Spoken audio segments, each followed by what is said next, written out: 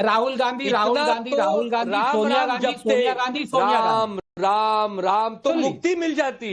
देखिए बहुत मेरा 35 मिनट बाद टाइम आया है। देखिए अब मैं रिपीट करूंगा सोनिया गांधी जी का नाम। आनंद जी बहुत गलत बात है, हम दोनों का नाम सेम है, लेकिन प्लीज थोड़ा व्यवहार भी सेम होना चाहिए ना। अब देखिए मैंने क्या किया, नाविका राम जी, मैंने कुछ राम नहीं किया। राम, जय राम जय Ram. Jairam. Ramesh. Anand ji please, thank you. Navika जी, जय मैंने राम जय सिर्फ राम। उन, नाविका जी प्लीज देखिए, आनंद जी प्लीज मत करिए। देखिए आप उद्धव उद्धव का नाम ले सकते हैं, लेकिन प्लीज आप राम जी को सुनिए। मैंने क्या किया, मैंने पिछले 25 सालों में जो कांग्रेस के प्रेसिडेंट्स रहे हैं उनकी लिस्ट दिया आपको। अब उसमें 20 बार सोनिया गांधी का नाम ले लिया तो मिर्ची क्यों लग रही है भाई? बीच में 3 बार राहुल गांधी जी का भी नाम लिया है। ये लोग आज बताएंगे कि डेमोक्रेसी क्या होती है, ये लोग बताएंगे। और देखिए इलेक्शन, मैं ये बात मानता हूं, इलेक्शन वर्सेस सिलेक्शन, कुछ हद तक अगर आप न्यूएंस में ना जाएं, टेक्निकलिटी में ना जाएं, तो जो लोग कह रहे हैं सिलेक्शन हुआ है वो ठीक है, लेकिन वो टेक्निकली गलत है। क्योंकि आप बीजेपी पार्टी का अगर कॉन्स्टिट्यूशन देखें तो आर्टिकल 19 ऑफ दैट कॉन्स्टिट्यूशन के तहत कोई भी खड़ा हो सकता है इलेक्शन के लिए, कोई भी खड़ा हो सकता है। तो by law anybody can stand for election. लेकिन बीजेपी पार्टी ये कहती है कि हम कंसेंसस से चुनना चाहते हैं, वो उनका वो है। अगर लॉ गलत होता, अगर उनका कॉन्स्टिट्यूशन कहता कि नहीं आप खड़े नहीं हो सकते, हम सिलेक्ट करेंगे, तो ये जायज था कहना कि सिलेक्शन है, इलेक्शन नहीं है। लेकिन वो लॉ में है। कल को अगर चाहे सुधांशु जी खड़े हो सकते हैं इलेक्शन के लिए, लेकिन वो कंसेंसस से चूज करके आते हैं, वो अलग बात है। अब तीसरी बात, आज बहुत ही रेड लेटर डे है। जो मेरे वंडरफुल पैनलिस्ट मित्र हैं, वो एक रिमार्केबल स्पेक्ट्रम है नाविका जी, ये दोबारा लाइएगा यही पैनल। यहां पे ये जितने भी रिप्रेजेंटेटिव हैं पार्टीज के, वो 4th जनरेशन डायनेस्टी के हैं, 3rd जनरेशन के हैं, 2nd जनरेशन के हैं, 1st जनरेशन के हैं। 4th जनरेशन के कमरू जी, 4th जनरेशन डायनेस्टी के, 3rd जनरेशन के आनंद दुबे जी, और 2nd जनरेशन के हैं अजीज खान साहब, और 1 जनरेशन के हैं टीएमसी के। अब ये देखिए, जो एक दूसरे को लांछन लगा रहे हैं कि परिवार क्या होता है, परिवारवाद क्या होता है, ये एक तरह से निट पिकिंग है। यस, कांग्रेस 4th जनरेशन की है, लेकिन बाकी सारे भी परिवारवाद वाले हैं। 4th, 3rd, आनंद दुबे जी का देख लीजिए, बाल ठाकरे जी, उद्धव ठाकरे जी, आदित्य ठाकरे जी। आप कांग्रेस का देख लीजिए, नेहरू, इंदिरा, राजीव, और उसके बाद राहुल। आप तृणमूल का देख लीजिए, ममता दी और अभिषेक जी। और आप बीजेपी का देख लीजिए, वो तो उनके 45 एमपीज और 192 एमएलए जो हैं वो 2nd जनरेशन डायनेस्ट है। तो हमारे देश में परिवारवाद ही चला रहा है पॉलिटिक्स को। 10 सेकेंड। हाँ जी आनंद दुबे जी, क्या हो गया? 10 सेकेंड। हाँ जी। बड़े बड़े सौभाग्य से परिवारवाद की कल्पना मिलती है प्रबोधनकार ठाकरे, देश की आजादी की लड़ाई, मराठी मानुष की आजादी की लड़ाई, उसके बाद बाला साहब ठाकरे जी, उसके बाद उद्धव ठाकरे जी, फिर आदित्य ठाकरे जी, फिर उनके पुत्र, फिर उनके पुत्र। ये तो बड़े खुशी की बात है कि ये परिवार का परिवार खपा दे रहे देश सेवा में। अरे उसको आप अच्छा नहीं बनना चाहिए, उसको आप अच्छा नहीं कहेंगे। आपके नहीं, अरे कमाल करते हैं। हम तो सेना है, सेनापति के साथ चलेंगे। हम सेना है, सेनापति के साथ चलेंगे। हर आदमी सेनापति नहीं बन सकता। आप 3rd जनरेशन पे अटके हैं, नितिन नवीन जी 6th जनरेशन मिलेनियल आ गए हैं। आप अभी रीइन्वेंट करिए आनंद दुबे जी, समय है आपके पास, क्यों घबरा रहे हैं? लेकिन स्वयं पुरोहित जी, कम से कम यहाँ लोकतंत्र पे तो सवाल नहीं होने चाहिए। मैं देख रही हूँ कि यहाँ लोग पूछ रहे हैं ये लोकतांत्रिक नहीं है, ये सिलेक्शन है, इलेक्शन नहीं है। अरे भाई, आपकी पार्टियों में तो ये सब कुछ है ही नहीं, ये कॉन्सेप्ट ही नहीं है किसी पार्टी में। और यहाँ पर आप नुक्स निकाल रहे हैं कि ऐसे नहीं वैसे। मैं पूछना चाहती हूँ कि ये जो पार्टियां हैं, ये ऐसे सवाल पूछ कैसे लेती है? इतना कॉन्फिडेंस कहां से आता है? ये नाविका नहीं, देखिए सर्वप्रथम तो नितिन नवीन जी जो नए अध्यक्ष बने हैं भारतीय जनता पार्टी के, तो उनको बनाने की जो भी उनकी पार्टी की जिम्मेदारी है, उनका इंटरनल मैटर है। ये भारतीय जनता पार्टी का इंटरनल मैटर है।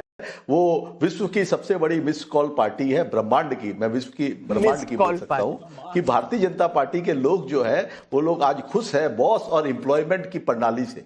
जब देश का प्रधानमंत्री अपनी पार्टी के अध्यक्ष को बॉस करके संबोधित करता है, बॉस शब्द वो होता है जो हम लोग कॉर्पोरेट कल्चर में यूज करते हैं। एक तरफ तो हम हमारी संस्कृति और संस्कार की बात करते हैं और दूसरी तरफ अब भारतीय जनता पार्टी के लोग हैं जो हमेशा संस्कृति और संस्कार की बात की है, उन्होंने देश के लिए बात की है, मगर सीखा पकड़कर निरीह सज्जनों को जब प्रयागराज में उठा के फेंक दिया जाता है, मैं चाहूंगा कि उनका सबसे पहला बयान उस विषय पर आना चाहिए कि जो प्रयागराज में हुआ उसके लिए धिक्कार है, निंदनीय है और कड़ी से कड़ी जो कार्रवाई की जानी चाहिए दोषियों को ऊपर, उसके ऊपर उनका बयान आना चाहिए, क्योंकि अपने आप को हिंदुत्व की पार्टी भी कहते हैं। दूसरी तरफ बात करते हैं कि ये पश्चिम बंगाल के अंदर में आने वाले चुनाव जो हैं उनमें इनका क्या रोल रहेगा। तो देखिए, पश्चिम बंगाल की मैं बात कर सकता हूं कि जो भी व्यक्ति आएगा और बंगाल की अस्मिता के साथ खिलवाड़ करेगा, बंगालियत के साथ खिलवाड़ करेगा, यहाँ के मनीषियों के साथ खिलवाड़ करेगा, उनके बारे में अभद्र टिप्पणी करेगा,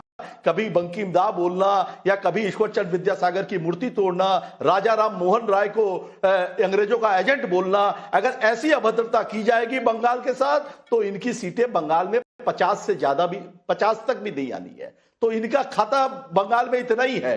मगर मुद्दा तो इस बात का है ही नहीं पुरोहित जी, मुद्दा इस बात का है ही नहीं, मुद्दा इस बात का है कि डेमोक्रेसी किस पार्टी में कितनी है, इस पर अगर डिबेट है तो आप बताइए ना, आपकी पार्टी में कितनी डेमोक्रेसी है, बता तो दीजिए। नहीं, डेमोक्रेसी हमारी पार्टी में कहां नहीं है, आप मुझे बताइए नविका जी। हमारी पार्टी ने ममता बनर्जी कांग्रेस से हटकर उन्होंने तृणमूल कांग्रेस बनाई। तृणमूल कांग्रेस के अध्यक्ष कौन है? आपको शायद नाम भी नहीं पता होगा। उनके अध्यक्ष है सुब्रतो बख्शी महोदय। वो जब से पार्टी बनी है तब से वो अध्यक्ष है और चुने हुए हैं, बाकायदा संवैधानिक तरीके से होता है। हमारी संसदीय टीम है, जनरल सेक्रेटरी कौन है पार्टी के? अभिषेक। जब से आपकी पार्टी बनी है हमें सचमुच किसी का पता नहीं है। पर सुधांशु जी, आपको पता था उनके अध्यक्ष कौन है? का जो आरोप थोपा जाता है ना, पुरोहित जी मुझे चैलेंज कर रहे हैं, वाकई मुझे तो नहीं पता था इनके अध्यक्ष कौन है। आपको पता था सुधांशु जी? आपको नहीं पता था ना? तो ये आप देखिए, मैं यही कह रहा हूं, इस अद्भुत ज्ञान का आभास मुझे आपके चैनल पर ही बैठ के हुआ। हमारे अध्यक्ष के बारे में ये कहते हैं अध्यक्ष बनने से पहले नहीं पता था। इनको पता होगा क्योंकि नहीं साहब, भाई साहब, मुझे भी नहीं पता था। क्योंकि कारण क्या था ना पुरोहित जी, और उनको पता है।